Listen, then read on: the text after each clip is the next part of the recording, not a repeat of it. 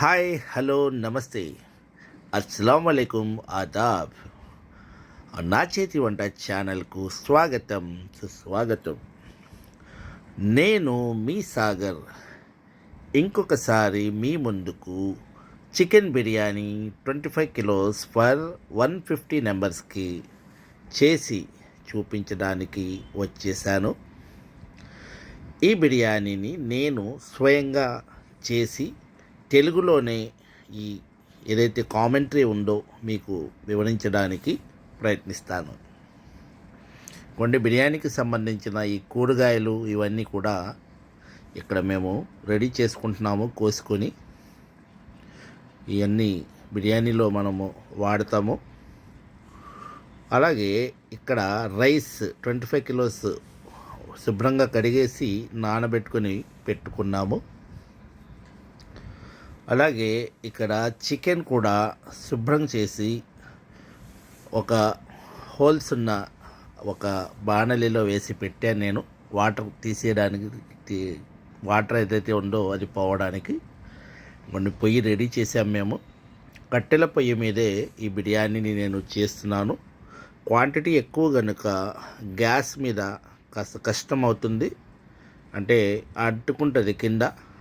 దానివల్ల గ్యాస్ మీద చేయడానికి కాస్త ఇబ్బంది అవుతుంది కనుక కట్టెల పొయ్యి మీదే ఈ బిర్యానీ నేను చేస్తున్నాను. ప్లస్ కట్టెల మీద చేసిన వంట చాలా టేస్టీగా కూడా ఉంటుంది. ఎందుకంటే దీంట్లో నేను ఫస్ట్ ఆయిల్ పోసుకుంటున్నాను. ఆయిల్ వచ్చేసి 4 లీటర్స్ నేను ఈ బిర్యానీకి 25 కిలోస్కి 4 లీటర్స్ ఆయిల్ తీసుకున్నాను. మొత్తం 4 లీటర్ల ఆయిల్ కూడా ఈ ఏదైతే పెద్ద పాత్ర ఉందో దీక్ష అందులో వేసేసాను. 4 లీటర్స్ ఆయిల్ ఇక్కడ నేను ఈ బిర్యానీకి తీసుకున్నాను. ఇప్పుడు దీంట్లో యాలుక్కాయలు, లవంగాలు, దాల్చిన చెక్క అన్నీ కూడా 25 గ్రామ్స్ చొప్పున తీసుకున్నానండి. 1 కేజీకి 1 గ్రామ్ నేను ఈ ఐటమ్స్ వాడతాను. అంటే ఇది నా స్టైల్. 1 కేజీకి 1 గ్రామ్ చొప్పున 25 గ్రామ్స్ ఈచ్ తీసుకొని ఈ నూనెలో వేసేయడం జరిగింది.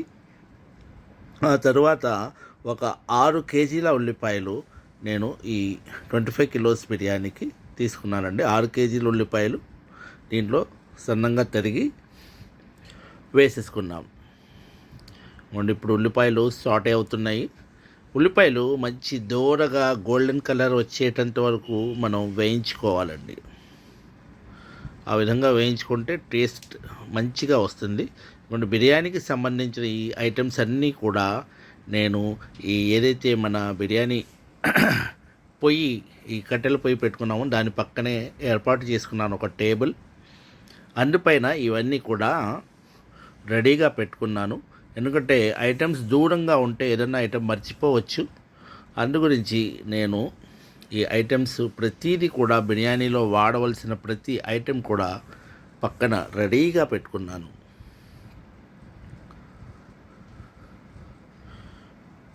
ఈ విధంగా ఇక్కడ నా ఈ బిర్యానీ ప్రాసెస్ ముందుకు వెళ్తూ ఉంది.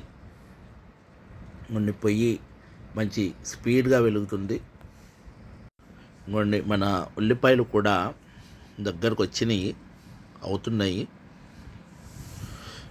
ఎప్పుడైతే ఉల్లిపాయలు గోల్డెన్ కలర్లోకి మారిపోతాయో అప్పుడు మనం మిగిలిన ఐటమ్స్ని వేసుకుందాము. ఉల్లిపాయల కలర్ మారిపోయినాయి. ఇందులో నేను అల్లం వెల్లుల్లి పేస్ట్ 1 కేజీ అల్లం, అందులో 1/2 కేజీ వెల్లుల్లిపాయలతోటి పేస్ట్ చేసుకొని దీంట్లో వేశాను. అలాగే ఒక 400 గ్రామ్స్ పచ్చిమిర్చిని కూడా నేను దీంట్లో వేశాను. ఒక 5 కేజీల టమాటాలు నేను సన్నగా తరుక్కొని పెట్టుకున్నాను, అవి కూడా దీంట్లో వేసేసాను. వంట మంచి స్పీడ్గా అవుతుంది. అలాగే మంట కూడా ఆ వంట స్పీడ్ అయ్యే విధంగానే మంట కూడా కింద అవుతుంది. పసుపు వేశాను. ఒక 100 గ్రామ్స్ పసుపు ఇక్కడ నేను వాడాను.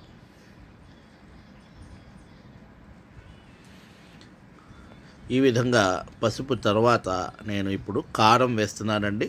ఒక 250 గ్రామ్స్ కారం అయితే ఇక్కడ నేను వాడుతున్నాను. ఎందుకంటే పచ్చిమిర్చి కూడా వేసాము, మసాలాలు ఉన్నాయి, వాటి యొక్క ఘాటు కూడా ఉంటుంది కనుక ఒక 1/2 కిలో కారం అయితే నేను దీనికి వాడుతున్నానండి. ఇదిగోండి ధనియా పౌడర్ వచ్చేసి ఒక 200 గ్రామ్స్ ధనియా పౌడర్ని కూడా నేను ఇప్పుడు దీంట్లో వేశాను. ఇవన్నీ కూడా మనము వేయించుకుంటూ ముందుకెళ్తే ఆ తర్వాత ఇంకా ఏమేమి వేయాలో కూడా నేను చెప్తాను.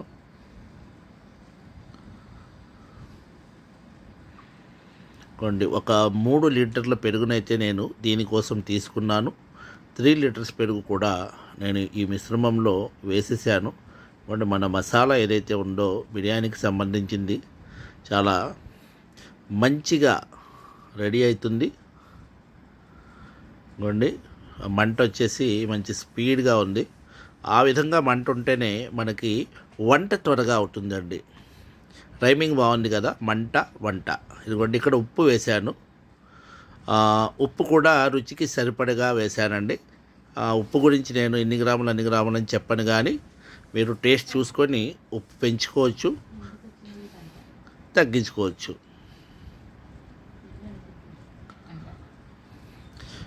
ఇప్పుడు ఒక 1/2 కిలో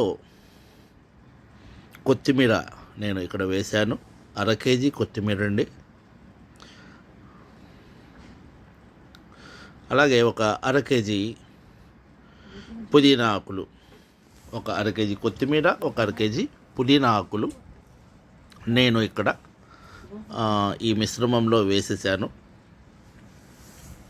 అవన్నీ కూడా మంచిగా ఫ్రై అవుతున్నాయి లోపల. ఈ విధంగా మనము దగ్గరుండి ప్రతి స్టెప్ ఎగ్జాక్ట్లీ చేసుకుంటూ ముందుకెళ్తే బిర్యానీ టేస్ట్ ఏదైతే ఉందో అది కూడా చాలా మంచి టేస్ట్ వస్తుంది. ఇప్పుడు నేను చికెన్ యాడ్ చేస్తున్నాను దీంట్లో.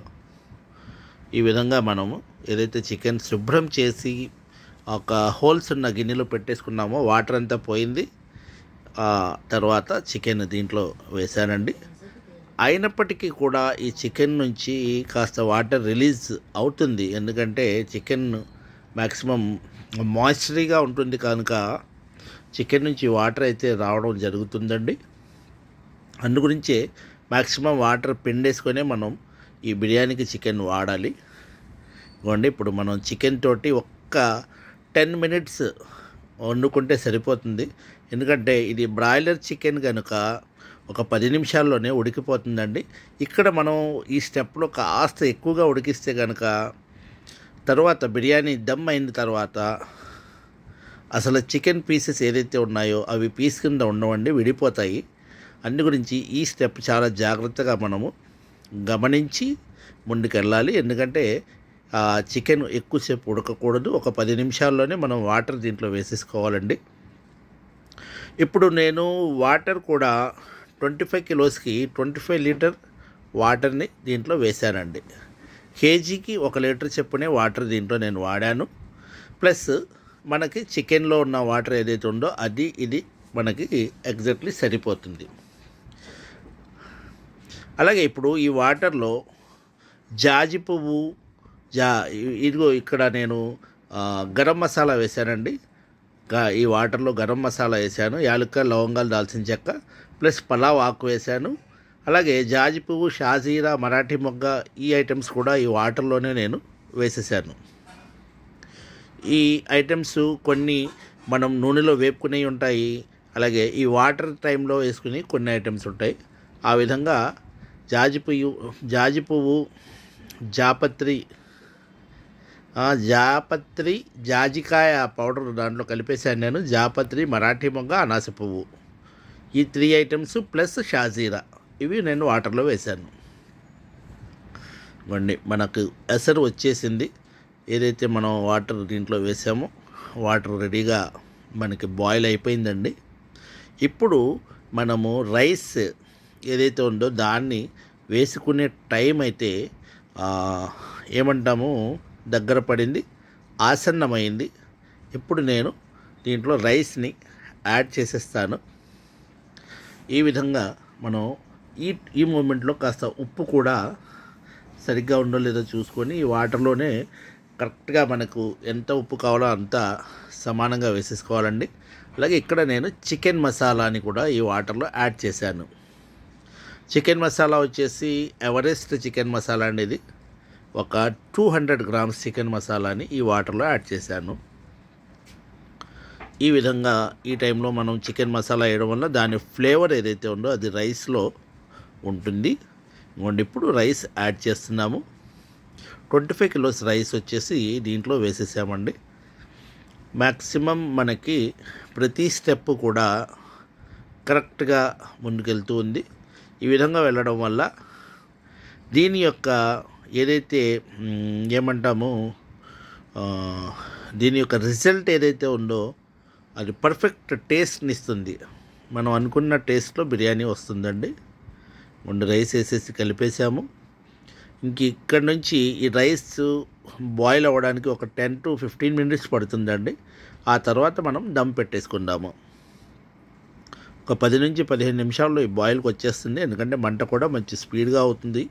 కింద పుల్లలు కూడా కట్టెలు చాలా ఎండిపోయిన కట్టెలండి, చాలా మస్తుగా అవుతున్నాయి. ఇదిగోండి మన ఈ ఏదైతే ఈ బిర్యానీ మనం రైస్ వేసిన తర్వాత పరిస్థితి ఇది దగ్గర పడుతుందండి. ఇంకొద్దిగా ఒక 5 నిమిషాల్లో రెడీ అయిపోతుందండి దమ్ముకి.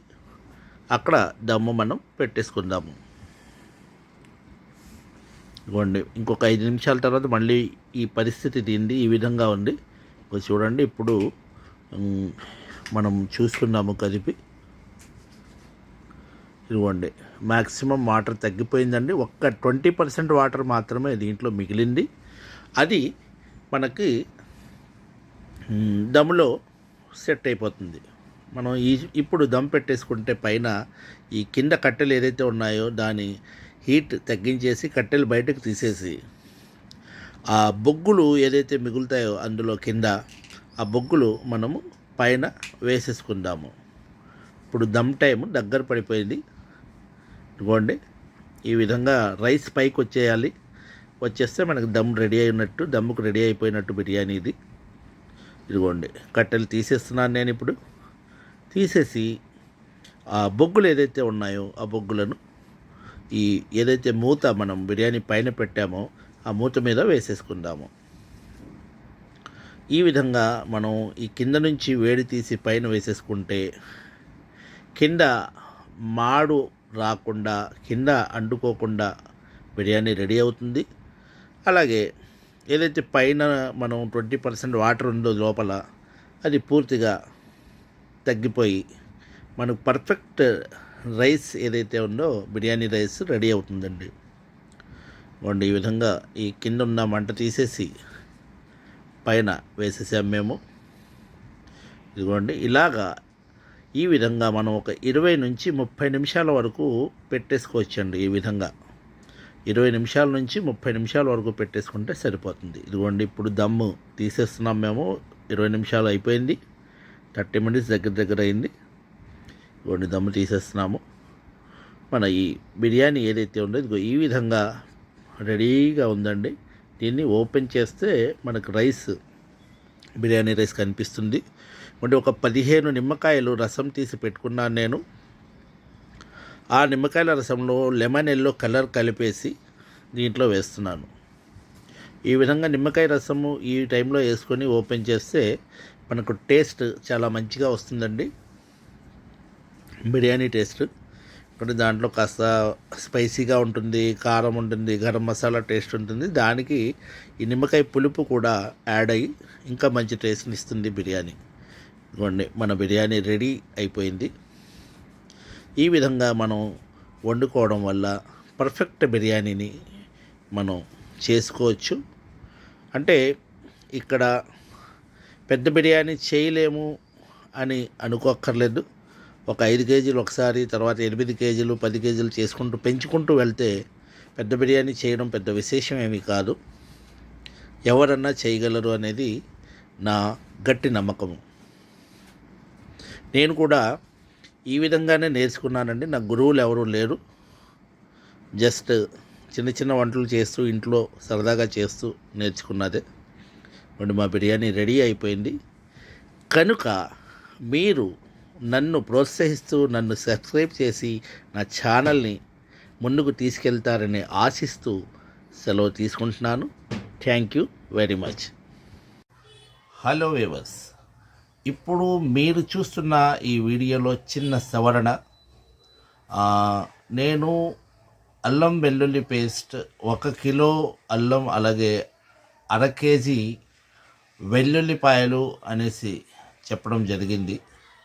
అయితే ఇందులో నేను వాడింది 1.5 కేజీన్నర 1.5 కిలో అల్లం, అలాగే 3/4 కిలో వెల్లుల్లిపాయలు, అంటే 0.75 కిలో వెల్లుల్లిపాయలను వాడాను.